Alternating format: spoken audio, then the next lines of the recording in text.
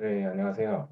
오늘 우리 성신 랩런트들과 함께 교회사 5강 메시지를 우리 또 듣고 또 교회사를 통해서 나의 정체성 그리고 나의 현재의 기도 제목 또 앞으로의 기도 제목 그런 것들을 좀 정리하는 시간이 되기를 기도하면서 오늘 5강을 시작하도록 할 겁니다. 그래서 이 시간에 우리 잠깐 기도하고 오늘 종교개혁에 대한 내용을 가지고 오늘 5번째 강의 듣도록 할게요. 하나님 아버지 감사를 드립니다. 우리 청소년 신학원 랩런트들이 이 전체적인 교회사의 내용을 돌아보며 또 앞으로의 하나님께서 하실 역사를 기대하며 지금 내가 해야 될 것과 또한 내가 누려야 될 부분을 다시 한번 더 확인하고 정리하는 그런 시간으로 인도하여 주시옵소서. 지금까지 성경 속에서 일어났던 일들 또한 세상 속에서 일어났던 여러 가지 일들 속에 오직 복음 또 오직 그리스도 그것이 모든 것이라는 것을 교사를 통해서 다시 한번 더 확인하게 하시고 지금 내가 누리고 있는 이 복음이 얼마나 가치 있는 것이고 내가 가지고 있는 이 구원의 감사가 얼마나 중요한 것인지 또한 내가 가지고 있는 이 복음을 전달하고 또 선포하는 것이 얼마나 귀중한 일인지 이 사명을 확인할 수 있는 그러한 축복된 시간으로 인도하여 주시옵소서. 예수 그리스도 이름으로 기도합니다. 아멘. 네, 여러분 오늘 종교개혁에 대해서 우리가 들을 겁니다. 여러분 교회사를 딱 이렇게 5강까지, 4강까지 들었죠? 들으면서 좀 어려운 내용일 수도 있는데 그 흐름 속에서 여러분들이 보여지는 게 있을 거예요. 뭐냐면 복음이라는 게 정말 이렇게 많은 역사 속에서 지켜져 왔구나. 그리고 또 이 복음을 내가 지키고 또 수호하며 많은 사람들에게 증거해야 되겠구나. 또 세속화되고 교권화되고 있는 현실 속에서 마음도 좀 아프잖아요. 그죠? 우리 교회, 우리나라의 교회들도 많이 문을 닫고 있고 변질돼 가고 있는데 변질되어서는 안 되겠다. 내가 이 누리고 있는 이 복음을 많은 사람에게 전달하고 또 생명을 살리는 일에 쓰임 받아야 되겠구나. 이것을 여러분들이 본다면 정말 100점인 것 같아요. 네, 오늘 말씀 속에서 다시 한번 더 나의 정체성 또 내가 기도해야 될 부분 사명 확인하기 바랍니다.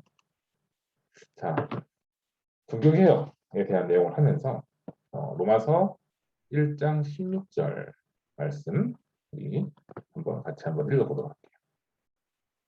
내가 복음을 부끄러워하지 아니하노니 이 복음은 모든 믿는 자에게 구원을 주시는 하나님의 능력이 됩니다.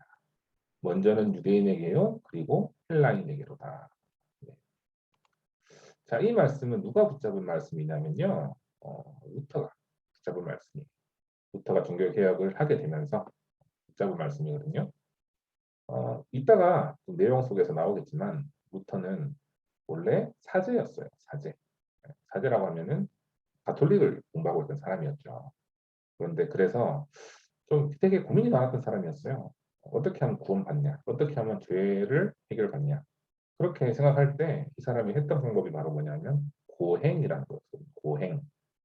힘든 걸 자처했어요. 이 내용을 이따가 그 루터 편에서 좀 나누도록 하겠습니다. 먼저 오늘 이 말씀 속에서 여러분들 다시 한번 나의 감사를 회복해요. 뭐예요?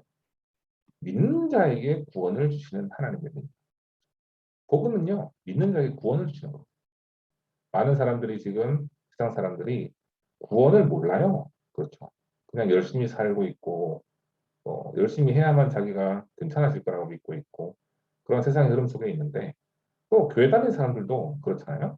우리 다락방 안에 있는 랩런트들 그리고 믿음을 가지고 있는 교회 그런 분들은 다 흐름을 따라가고 있지만 그렇지 못한 교회는 헌신들 많이 해야 된다.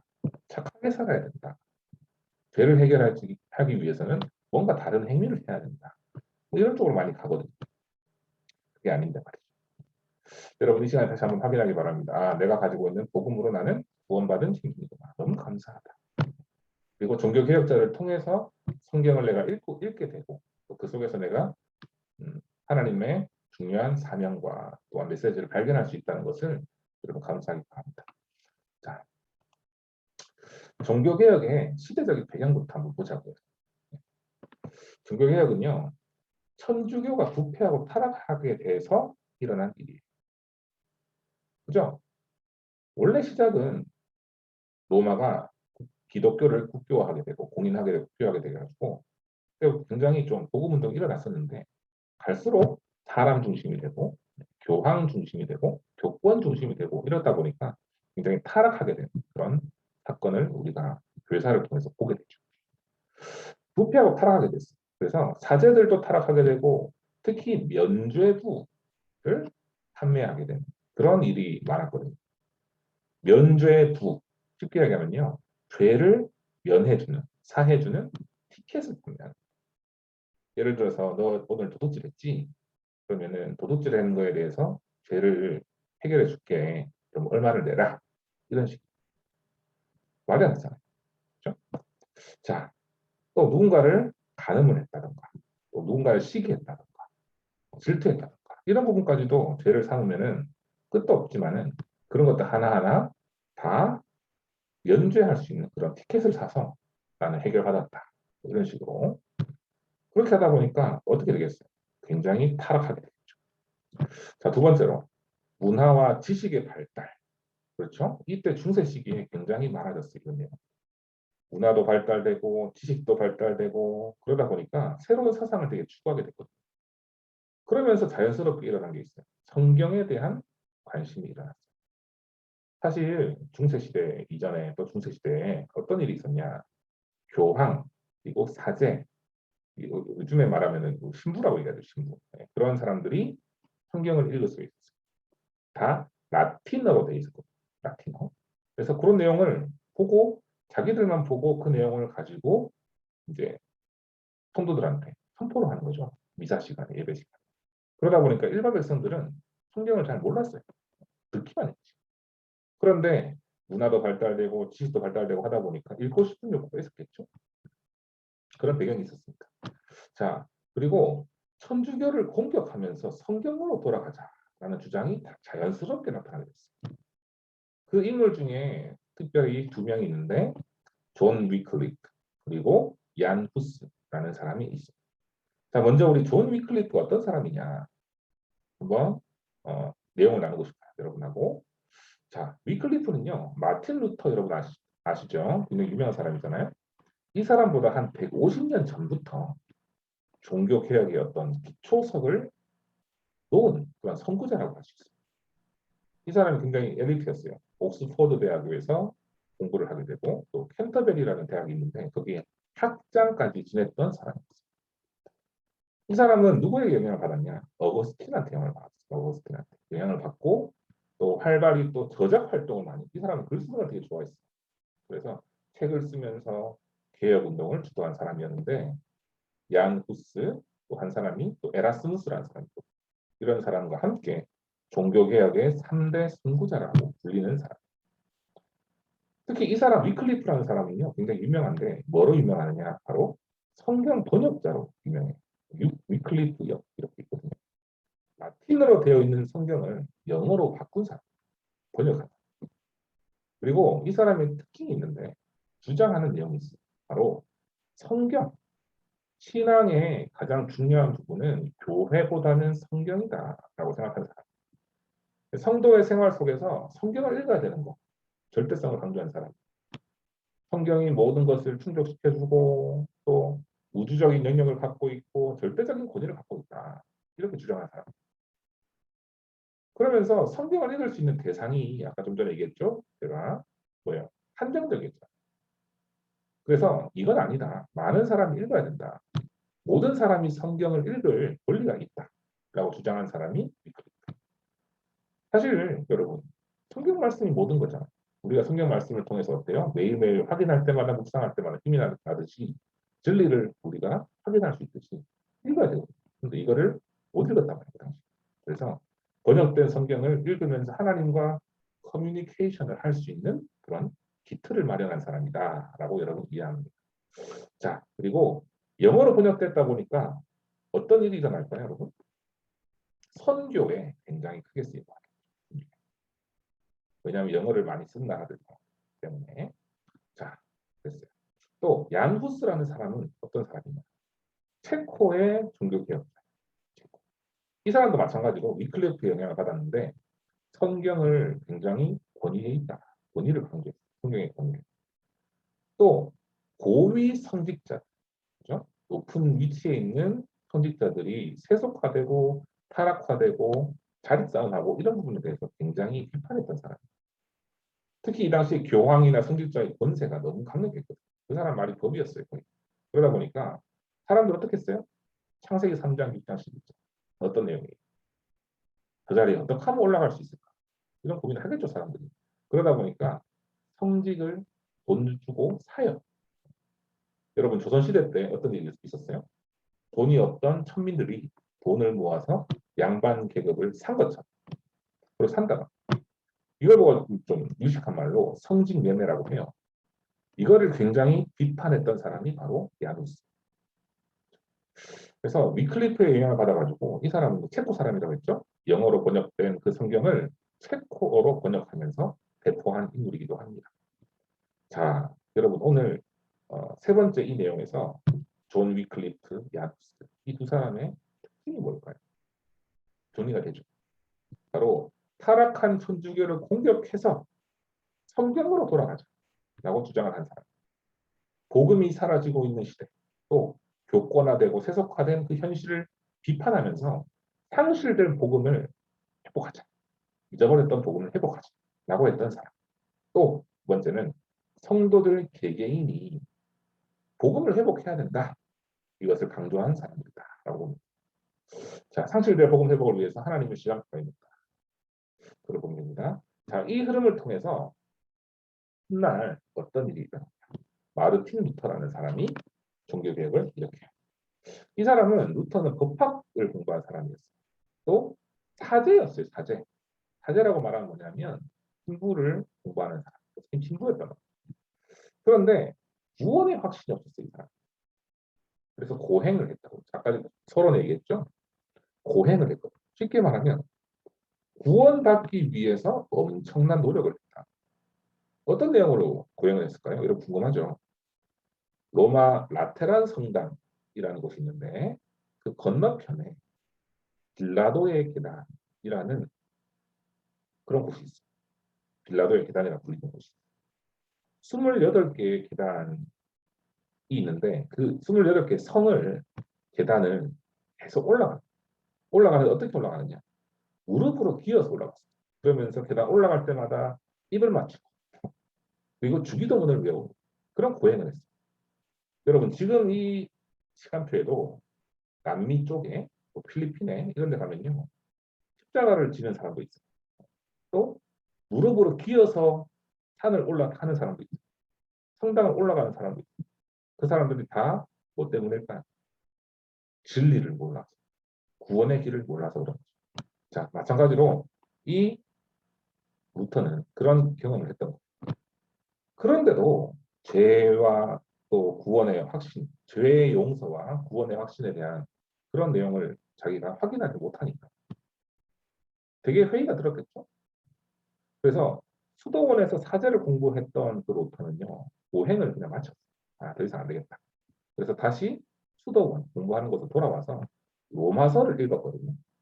로마서를 읽었는데 그 묵상하던 중에 자신의 모든 두려움, 떨쳐내는 그 말씀 한 구절을 발견합니다. 그게 오늘 우리 읽은 로마서 1장 16절 17절 말씀.